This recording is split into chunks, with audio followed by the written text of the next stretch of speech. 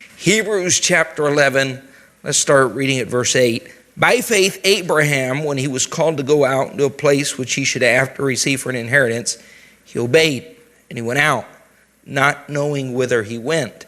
By faith, he sojourned in the land of promise, as in a strange country, dwelling in tabernacles with Isaac and Jacob, the heirs with him of the same promise. For he looked for a city which hath foundations, whose builder and maker is God. Through faith also Sarah herself received strength to conceive seed, and was delivered of a child when she was past age, because she judged him faithful who had promised. Therefore sprang there even of one, and him is good as dead, so many as the stars of the sky in multitude, and as the sand which is by the seashore, innumerable. These all died in faith. Turn with me back to Genesis chapter 23. We often speak of those that are named in Hebrews chapter 11, speak of their faith, icons, heroes. But I think as we talk about Abraham, we forget the woman behind Abraham. Sarah had great faith. And if you take a look, chapter 23, in verse 1, the Bible says, Sarah was 107 and 20 years old. These were the years of the life of Sarah. That's a long time to live. And Sarah died. Now, she obviously had been married at least 80, possibly as many as 85 years when she passed away. And if you take a look at the life of Sarah, it was a life of hardship. There were problems, mistakes made by her husband. But throughout her life, we see her maintaining her faith, maintaining her marriage, and ending well. Now I want to tell you, and I don't want to overgeneralize problems in marriage, but this is something I've said and repeated both in counseling and in preaching. And here's something I'm seeing more and more, a trend. Now, I know people don't like to be thrown into a group, and that's not my purpose tonight. But I'm just going to tell you from counseling, here's what I've seen. Usually when a man and a woman marry, the woman naturally knows how to love. The man has no clue. So that woman pours her heart and soul into that marriage. There's an extreme dedication. And the husband is clueless. And the woman has to put up with that. Not that they don't want to love, but simply they don't know how to love or how to properly express love.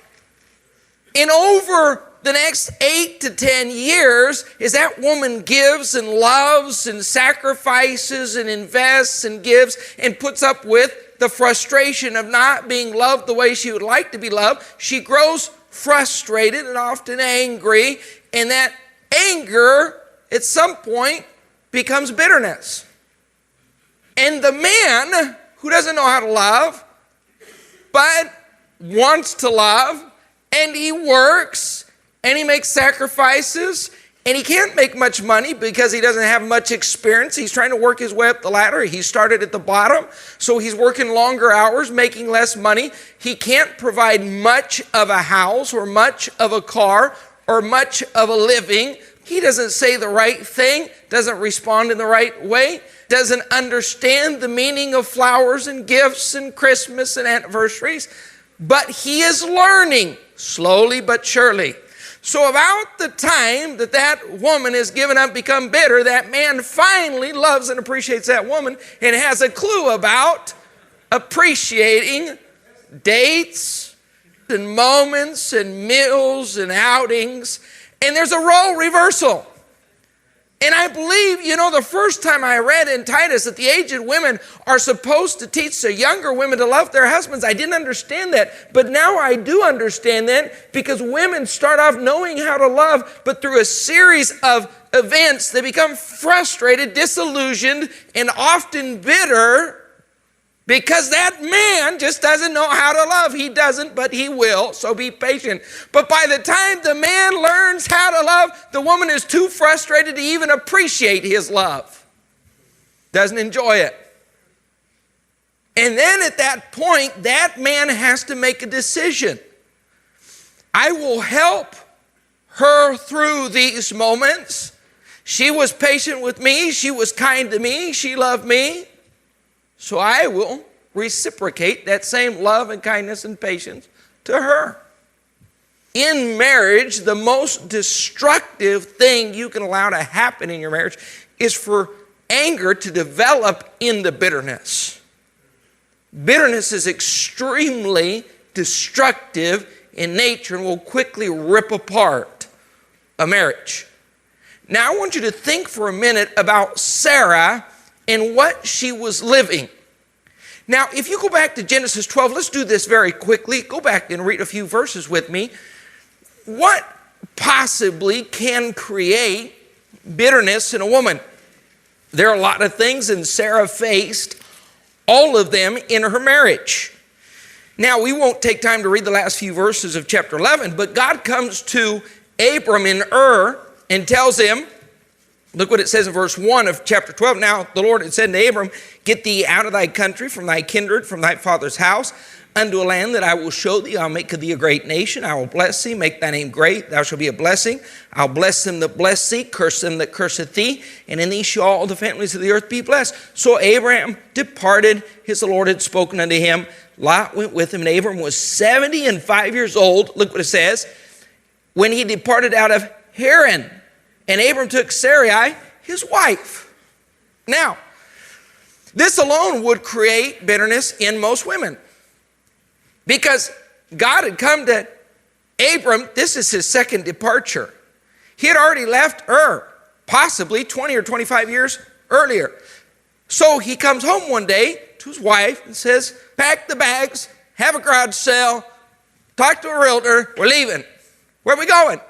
I don't know. We're just moving. Do you have a place in mind? Not exactly. I have a general direction. A general direction? We're selling the house for a general direction? Yeah, pretty much.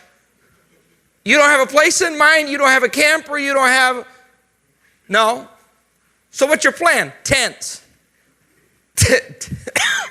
Excuse me. Tents? That's pretty much the plan for right now.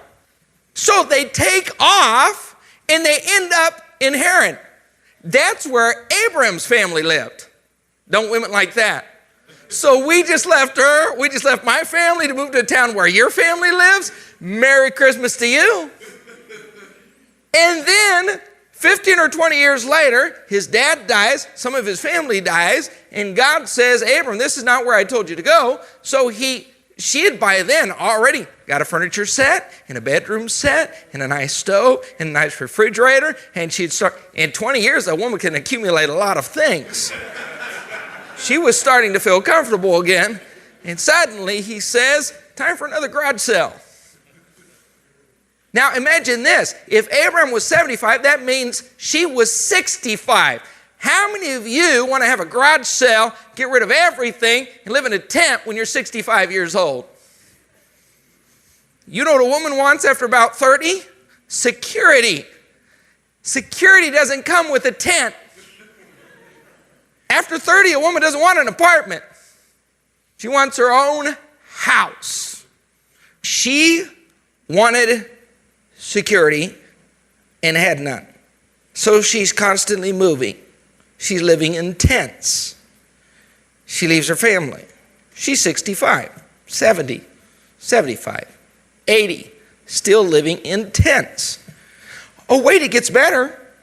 So they leave, verse 10, and there was a famine in the land.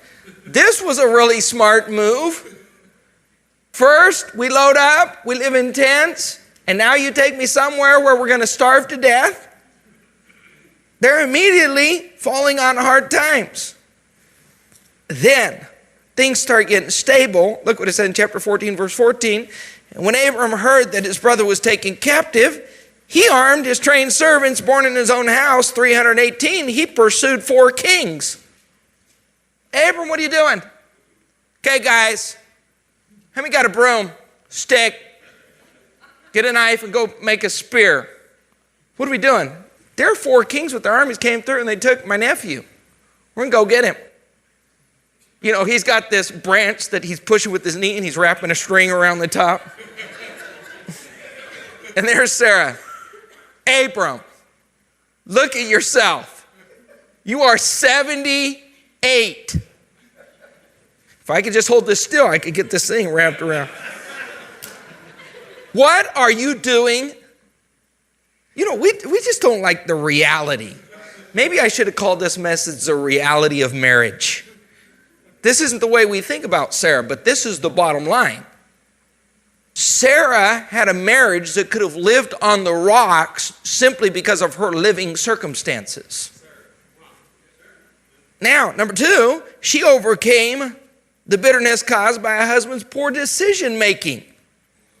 Go back to chapter 12 and look what it says in verse 12. Okay, let's see. So we sell everything, we move, we go to Haran, where your family lives, and now it's time of famine. Verse 11, what's your plan, Abram? Hold on, I got a good plan. It came to pass when he's come near to enter into Egypt, he says unto Sarai, his wife, behold, now I know that thou art a fair woman to look upon. About time you started feeding me some compliments after all that you have done to me. You better say some sweet things. He said, you're a fair woman. Verse 12, therefore it shall come to pass when the Egyptians shall see that they shall say, this is my wife, and they will kill me. But they will save thee alive. Say, I pray thee, that thou art my sister. And how did that work out? Let me ask you this. How many of you, by this time, at this point, have lost all faith in your husband? He's moved you again. You're living in tents. Your cows don't have grass. Now you go to Egypt. About the time you show up, he's telling you, you're going to have to lie because here's what's going to happen. When we go in here, we're going to find food, but we're also going to find a king. And you're a hot woman, and the king likes hot women. So this is going to create a problem. I'm not really worried about you, but I'm certainly worried about them killing me. I sometimes think we read scripture and actually never even think about it. You put yourself there. Oh, let me guess, with your innocent face, you say, oh, that wouldn't bother me at all. Let's try step 1 and just have your husband tell you, tomorrow we're having a garage sale. I've watched some of you get stared down by your wives over a taco. I'm going to get some ice cream. Oh, no, I'm not. And you're going to tell your wife, we're moving again. And when we go to Egypt, you're going to tell them you're my sister. Now imagine Sarah, if she's going to the palace thinking, I've had it. I have really had it this time. I am really sick and tired. Hold on. This is not his last bad decision. Go to chapter 16. How many of you ever talked to your wife when she was emotionally distressed? Don't listen to what she's saying because it's a trap. 16:1. Now Sarai, Abraham's wife, bare him no children. She had a handmaid, an Egyptian, whose name was Hagar. And Sarai said unto Abram, stressed, depressed, hormonally out of balance, behold now, the Lord hath restrained me from bearing. I pray thee, go unto my maid. It may be that I may obtain children by her. And Abram, what are you thinking? He hearkened to the voice of his emotionally stressed wife, Sarai. You know the story. Yeah, verse 4, he went to Hagar and she conceived. When she saw that she had conceived, her mistress was despised in her eyes. And Sarai said unto Abram, my wrong be upon thee. Our men are getting stiff-shouldered about right now, tense. They're afraid to say anything because of the repercussions of the ride home. Do you understand the reality of marriage? This is the reality of marriage. What we like to read about is Hebrews 11 and those great men of faith and Abram and how God blessed him, God blessed his faith. But the bottom line is this. He was a normal man with a normal marriage with normal faults, and he had a wife who could have been bitter because of the insecurities that he caused, not in her 30s, not just in her 40s, not just in her 50s, but in her 60s and 70s. And if you read that book, listen, it wasn't just in his 50s or 60s or 70s where he went down to Egypt and said, hey, pretend like you're my sister. When he was 89 years old, he pulled that trick again. At what time do you look at your husband and say, you're just not a spiritual leader? Now, hold on for a minute. How do you make it through these valleys? You're only going to make it with grace. How do you have grace for the valley? What is the door that opens up God's grace? How many believe that God has grace for you? How many believe the part of salvation, there was a gift that came with that called grace, and that grace is sufficient for daily living? How many believe that? Now the question is, we often preach that, we often tell people, well, rely on the grace of God. You should be living on God's grace. Daily you need God's grace, so don't try to function without God's grace. And people say, that's nice, that's what I want. I want that grace, I'm just not feeling that grace. Tell me how I can live with that grace being sufficient to put up with this. You tell me how Sarah could have the grace to sell everything and leave her house and leave her family, leave her town and leave her friends and live in a tent for decades. You tell me how she did that. You tell me how she had the grace to live with a husband that said, when we go to the city, I don't want you to tell people that you're my wife, tell them you're my sister. You tell me how you have grace as a wife to deal with leaving a place of plenty and dealing with famine. You tell me how you have grace to put up with a husband that when you're a nervous wreck in a frustrated disaster and dealing with a barren womb, in a moment of frustration, you say, well, just go marry her. And he does. Say, Pastor, I would like to have that kind of grace. I just don't know how to do it. Go with me to 1 Peter. You say, what's the key? We heard it in Hebrews 11. You know what the key is? Faith. You know what opens the door to grace? You know Ephesians 2:8. For by grace are we saved. What opened up that door of grace? Faith. Keep your finger here in 1 Peter 3 and go with me to Romans chapter 5. Romans 5 verse 2. By whom also we have access by faith into this grace wherein we stand.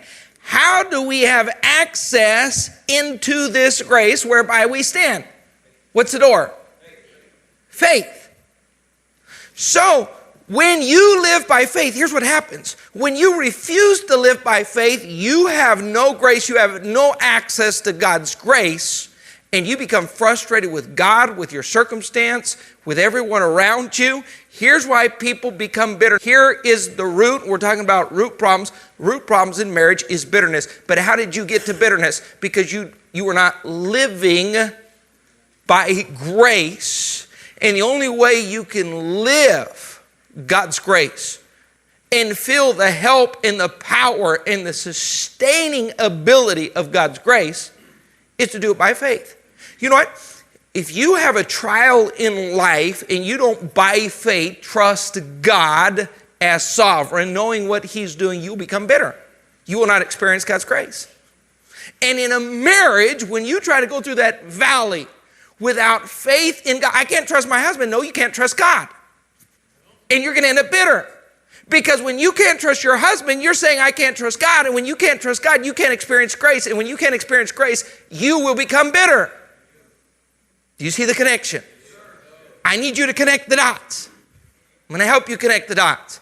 How did Sarah deal with this? How did Sarah follow Abraham? How did Sarah not say, that's not spiritual leadership, Abram, you've made mistakes, I can't follow you? 1 Peter chapter 3, verse 3.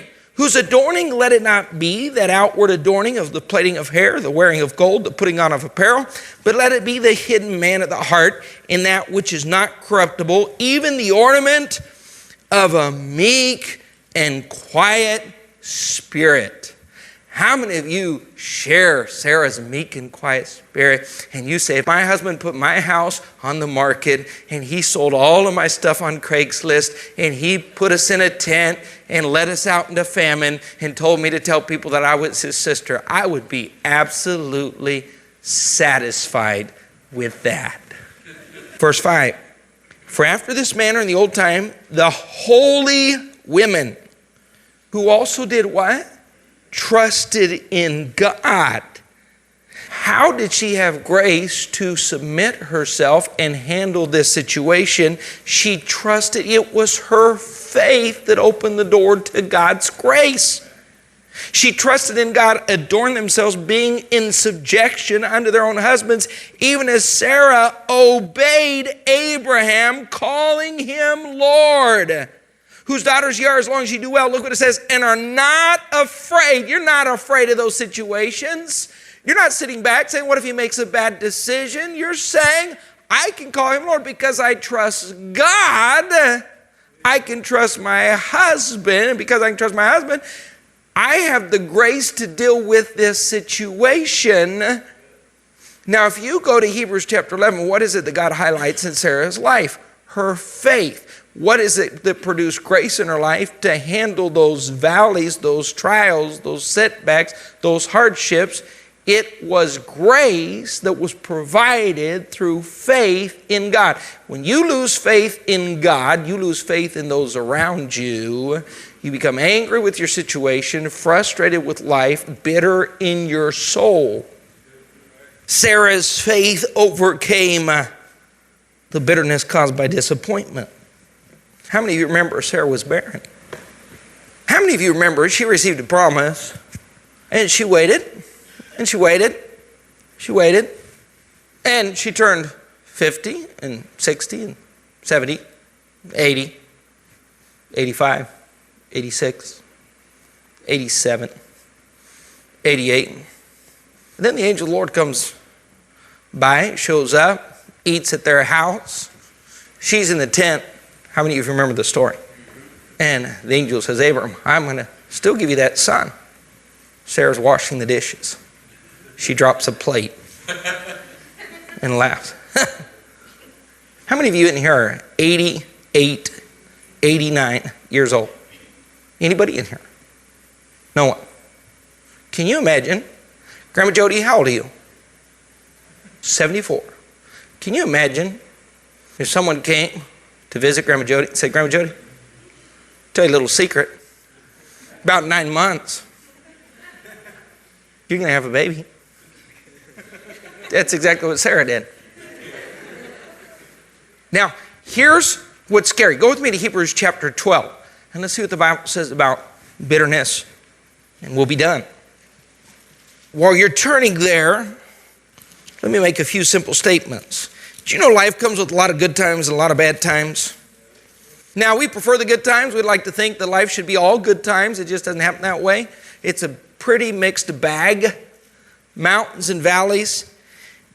You're going to need God's grace in order to survive both. Now, what you don't need a problem-free life. You need a grace-filled life, because no one has a problem-free life. Did you know the difference between a good marriage and a bad marriage? It's not that one is problem-free. It's that one is grace-filled. That's the only difference. And you ought to predetermine, young people, listen to me, before you ever get married, you need to predetermine, I will have valleys in this marriage and problems and setbacks and disagreements. I'll have days of great frustration, but before I ever say I do, I need to understand that in these vows, I am saying, for better, for worse, for richer, for poor, sickness and in health, in poverty and in wealth, I'm saying I will take the mountains with the valleys and survive both. That's the commitment that I'm making to this person. Now, what happens when you don't operate in grace? Look what it said in Hebrews chapter 10, verse 15. Looking diligently, lest any man fail of the grace of God. What happens when we fail the grace of God? Lest any root of bitterness springing up trouble you. And what happens? Thereby many be defiled. There's a great correlation. Hebrews 11, by faith. Sarah was a woman of faith. That faith opened up the door to God's grace. That grace allowed Sarah to live things most of you will never know anything about, never have to suffer, never have to survive.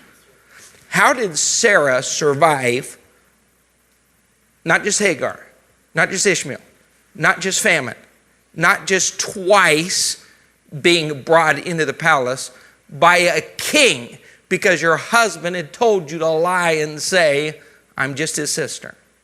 Twice leaving what you have, packing up, moving around on the back of a donkey or a cow or a camel, and living in tents.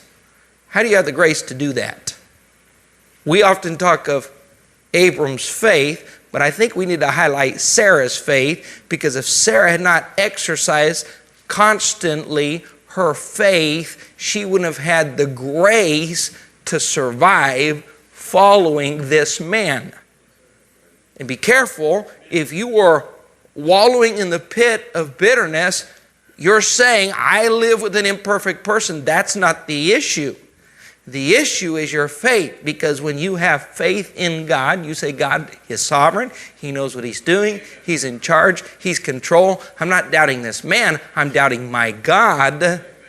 And when I trust God, I experience his grace. And when I experience his grace, I can go through any valley and survive any problem, knowing God's in total control. Now, here's the problem. If you don't understand that, here's where you're headed. Here's your destiny. Here's your future. This is not a prediction. This is a Bible promise. And this alone should motivate you to exercise faith and to trust God. Because we read this verse and we often forget the following verse. So look diligently, lest any man fail the grace of God, lest any root of bitterness spring up, trouble you, therefore many be defiled. We forget verse 16. What's it say? Lest there be any fornicator or profane person as Esau. What's the end result of bitterness? So you can choose faith, which opens the door to grace, where you can handle and will have the grace needed to survive any trial, heartache, setback, or hardship. Now, when you don't exercise that faith, that grace is not within reach. You won't live with the sustaining grace of God. And God says one of two things are going to happen. You'll become a fornicator or a profane person. That's the result of bitterness. Haven't you ever seen someone go bitter? When you lose faith, be careful, because when you lose faith in your husband, you've really lost faith in God. As a saved person, be careful, because God says you have one of two paths: fornication, profanity. Have you seen a young person becomes bitter? What's the first thing they do? Lose their purity. I don't care if it's adultery, fornication, homosexuality. You trace the root problem is always bitterness. Why I don't understand why she fell into adultery. She didn't fall into adultery. I don't understand why he just fell into, he didn't fall into adultery. It was a path of bitterness, and the end of bitterness is fornication or profanity. You know what profanity is? That's not blaspheming the name of God. That's taking the sacred and making it common. So, when someone is bitter, they take everything sacred and say, those songs, those people, that book, that message, that is the result of bitterness. And that bitterness is the result of not having the grace of God sustain you in the trials of life. And you didn't have access to the grace of God because you stopped trusting.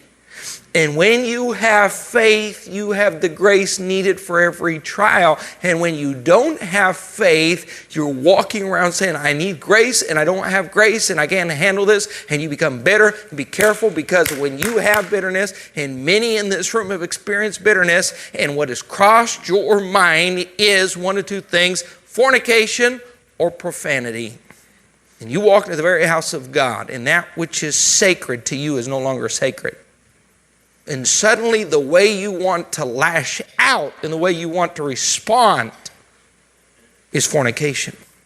I didn't write the next verse. I didn't put that in there. That was God that said, you better be careful, because the first thing is you're going to be troubled as a bitter person. And folks, I could show you example after example after example and trace it to the root problem. The root problem is always the same. Their faith was shaken. The grace of God could not sustain them, because when you stop believing and trusting God, you no longer have access to the grace you need to make it through that trial.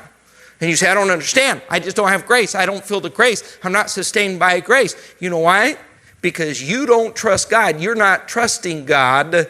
You're saying, why am I here? I can't believe this has happened to me. God should have never done this to me. My husband put me here. I'm tired of this life. You better stop. You better stop and breathe. You don't want to go down that path of bitterness and frustration. You need God's grace. And that grace comes by faith. And that grace will help you avoid bitterness. Because ultimately, there's no one in here that's going to avoid all the problems of life. And there's no one in here that picked a perfect mate. No one. And you know what you saw? You saw his mistakes, his bad decisions, his shortcomings, his inability to show love like the way you need to be loved.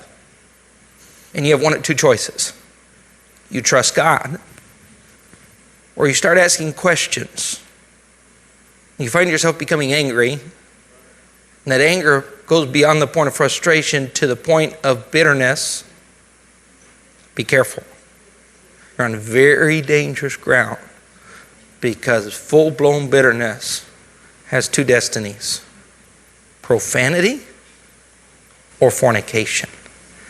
And you don't want to find yourself in either of those spots.